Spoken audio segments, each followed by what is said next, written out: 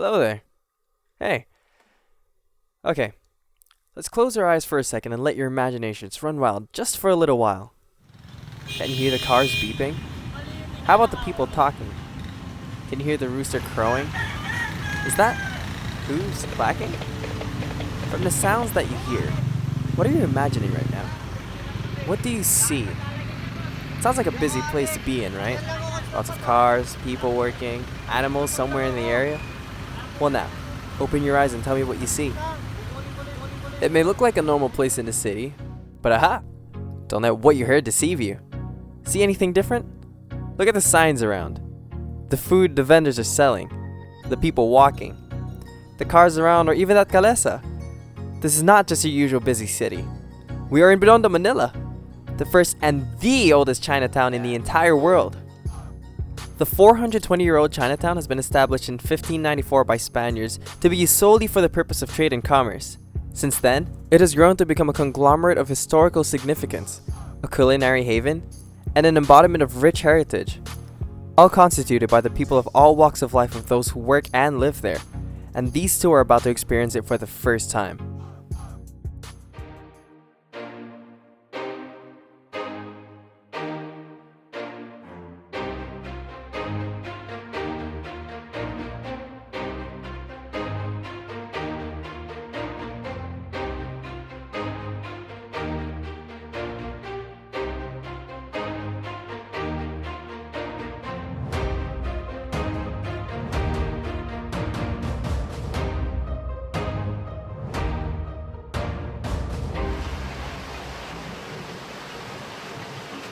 The word Binondo has derived from the Filipino term Binondok, which means mountainous, being constructed on a hill-like landscape.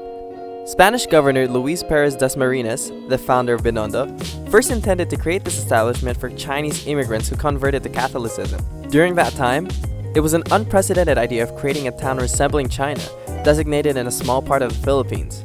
Regardless, it is what also attracted people beyond Chinese culture. The Sanglis, people of pure Chinese ancestry, but also the Spaniards, Americans, and Japanese to also contribute to the social fabric that would shape Binondo to what it has turned out to be today. Knowing that Binondo is known for its scrumptious delicacies, these two wanted to show you the beauty of the Filipino and Chinese culture embodied by the food that we normally see on TV.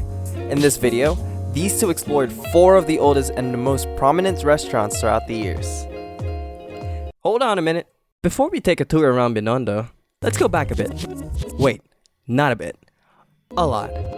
Let's rewind back to the time before the colonization of the Japanese, Americans, or even before the Spaniards.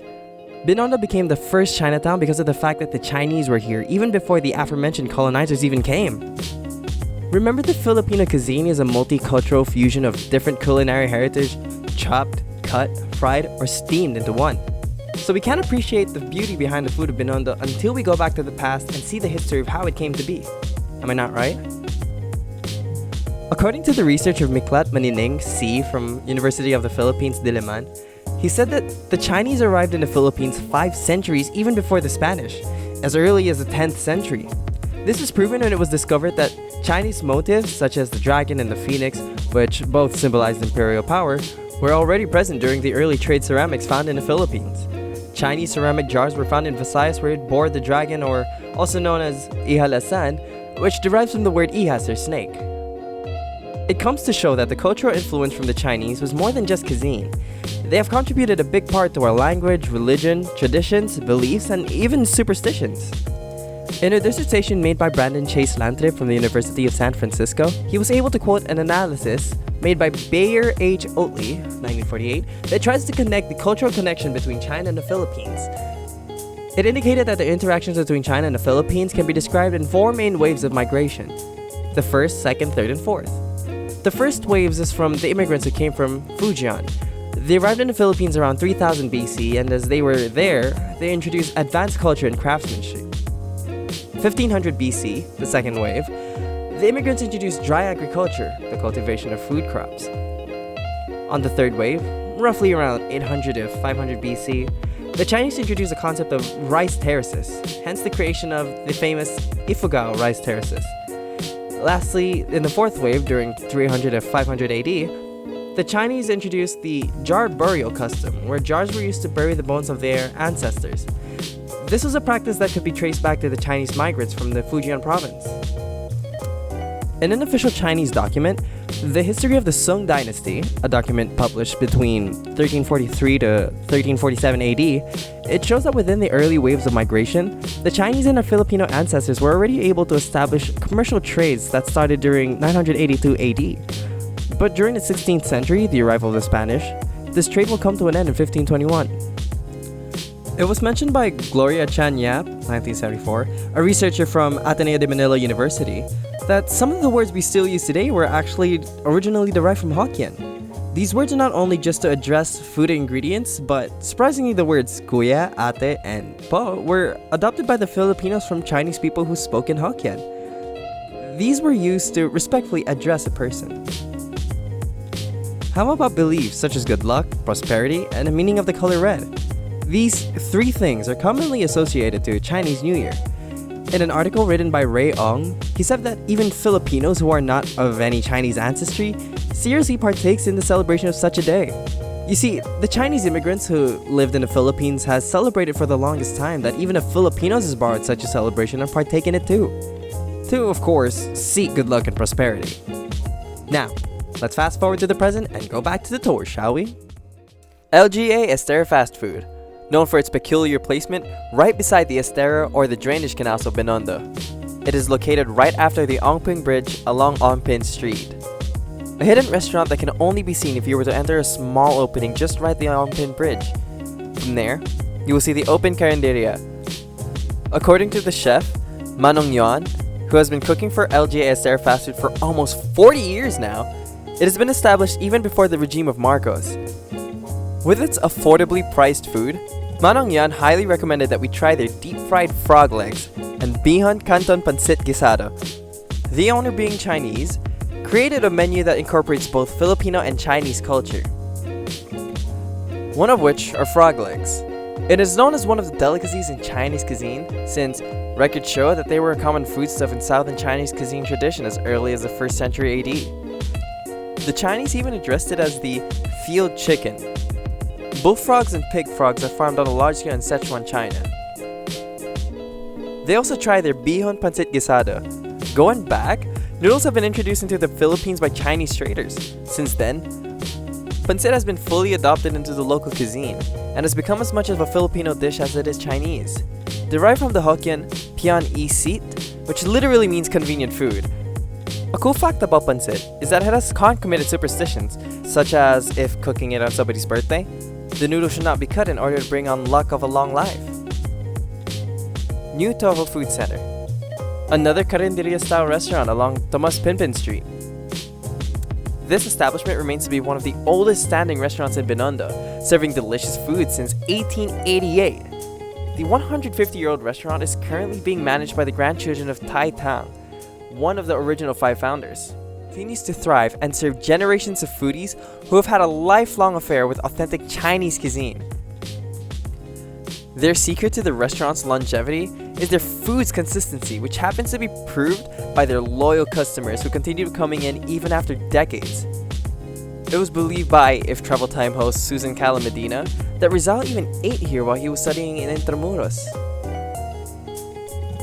Resembling every other Taiwanese or Chinese canteen, the interior of the restaurant consists of bare walls with nothing but mirrors, fluorescent lights, and a few signages. Their food, however, definitely makes up for the lack of ambiance. Lumpiang Shanghai and their asado is among some of their best-selling items in their menu, and the 2 dishes that they tried from there. The name Lumpiang Shanghai is traces of the Chinese origin of lumpia, which was brought to the Philippines by 9th century Chinese traders. Different variations of the rolls are made throughout Asia, but in China, it is either fried or are called spring rolls. The Filipino lumpia and the Chinese egg roll share similar characteristic, the egg batter wrapper. Asado, or roasted liempo, was definitely delicious on its own. Usually found in siopao, it is served as cold cuts, yet was scrumptious on its own. Tangy and smoky flavors fill their taste buds. Asado originated from Buenos Aires, when herds of wild cattle started roaming Argentina. The people of Rio de la Plata or the guachos, developed a love and passion for beef, especially asado or roasted beef. The Chinese-Filipino version of this char siu is more savory than sweet. It is a popular way to prepare barbecued pork in Cantonese cuisine, and it is a type of siu mei, or Cantonese roasted meat. Next up is Yinging Tea House, located in Yuchenko Street. Despite being a fairly new restaurant established in 2008, it never fails to create quality Cantonese cuisine at a very reasonable price. The owner, Josephine L. Shu, whose family owns President Grand Palace Restaurant, and husband Chef Shu Wai Sing, whose recipes the restaurant employs use fresh and authentic Chinese ingredients coming in from Hong Kong itself. The restaurant remains to still be very popular with customers still queuing during lunch and dinner hours. Like many Chinese restaurants, they serve complimentary hot tea for each table.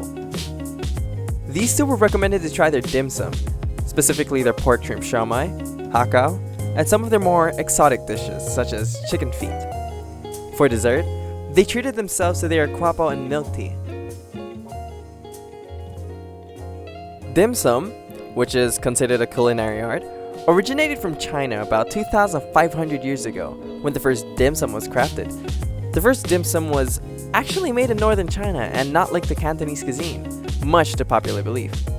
Dim sum is an integral part of Chinese culture and is appreciated all over Asia, where the filling, pastry, and shape depends on the region and climate it was made from. The Filipino counterpart of dim sum is known as siomai or shumai. These bite-sized dumplings originated in ancient times and are popular with rural farmers who would frequent tea houses after a hard day's work. Fun fact, tea is said to aid in digestion when eating it with something, hence the addition of dim sum to menus in tea houses. Their milk tea, which is actually a current trend that people of all ages now enjoy, was their take on a Cantonese version of it, as milk tea originated from Taiwan when Liu Hanxie experimented with cold tea, as people started drinking cold coffee during the early 80s. Lastly, the final stop for this food trip, Sincerity Cafe and Restaurant. Located in Yuchenko Street, only a few steps away from Yin Yang Tea House, Sincerity Cafe and Restaurant has been serving food since 1956, currently reigning as one of the oldest establishments in Binondo. They are known for their unusual but delicious oyster pancakes, and the best fried chicken you will ever find in Metro Manila. Meat is not commonly eaten by the Chinese, with the exception of only pork and chicken. This is due to the scarcity of food. During 1080, the dishes were created using small amounts of meat mixed with rice or noodles. Crispy fried chicken is a standard dish in Cantonese cuisine, preparing it in a way that the skin is crispy, yet the white meat is tenderly soft and juicy. The oyster omelette or pancake is a Chinese dish originating from Chaozhou and Fujian region of China. Chinese immigrants took this recipe to Taiwan and many other Southeast Asian countries with varying tastes and appearances. It is even said to be the signature dish of Hokkien people, as oysters are a staple in these regions near the South China Sea. It is very clear that culture and cuisine are two sides of the same coin. They both share a connection which very much goes unnoticed by many people. You see, each food that we see is a manifestation of different identities and cultures of the people who have made it. The food we showed a while ago, those are just some of the many types of food, which shows how amazing and how far history can go. How our heritage is manifested in the things that we eat. You can see how food becomes a portal culture constituted from the collective ideas of the people who wish to preserve it. Considering the long history that the Filipinos and the Chinese have together, it's inevitable that both parties were able to acculturate particular traditions, belief, language, or even food to each other. Filipino-Chinese cuisine is the embodiment of the union of two amazing cultures manifested in the creation of food.